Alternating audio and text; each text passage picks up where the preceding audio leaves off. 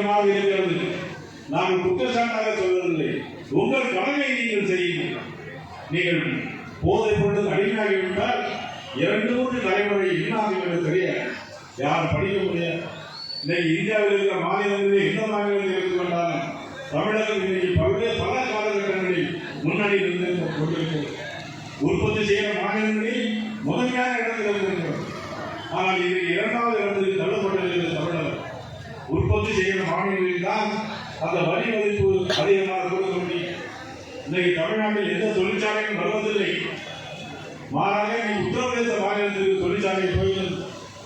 சந்திரபாபு நாயுடு எல்லா தொழிற்சாலைகளுக்கு எடுத்துக்கொண்டு போய் கொண்டிருக்கிறார்கள். தொழில்துறை அமைச்சருக்கு கவனம் செலுத்த வேண்டும். தமிழக முதலமைச்சர் அதற்கு கவனம் செலுத்த வேண்டும். தொழிற்சாலை எது போய்விட்டால் உற்பத்திகள் குறைந்து விடும். ஆனால் வாய்ப்பு சக்தி நமக்கு குறைந்து விடும். உத்தரப்பிரதேச மாநிலத்தில் வாங்கல் சக்தி அதிகமாகிக் கொண்டே போகிறது. குஜராத் மாநிலத்தில் வாங்கல் சக்தி அதிகமாகிக் கொண்டே இருக்கிறது.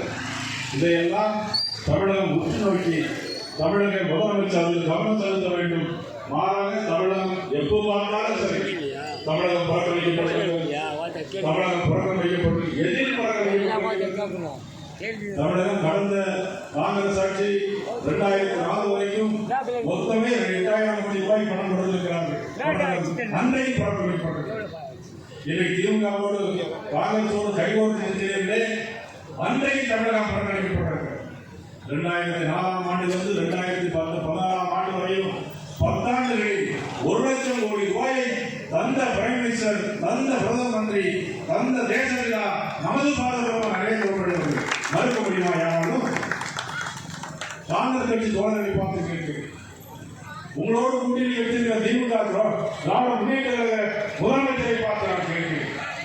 கடந்த 10 ஆண்டுகளில் 1 லட்சம் கோடி ரூபாயை தந்தது நமது பிரதமர் நரேந்திர மோடி அவர்கள். தந்த மாநிலம் தமிழ்நாடு. மறக்க முடியுமா? இதை ரயில்வே துறையில் எனக்கு முன்னாலே பேசினார்கள். ஒரு நாடு முன்னேற வேண்டும் என்று சொன்னார்.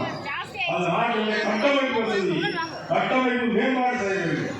இன்ஃப்ராஸ்ட்ரக்சர், சாலைகள் வசதி, விமான போக்குவரத்து, ரயில் போக்குவரத்து, இதை மேம்பாடு செய்தால்தான் ஒரு நாடு அந்த நாட்டினுடைய கட்டமைப்பு வசதியை மேம்பாடு செய்கிற பொழுது அந்த நாடு முன்னேறும்.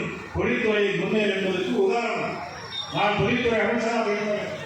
பல்வேறு தொழிற்சாலைகளை 2001ஆம் ஆண்டிலிருந்து 2006ஆம்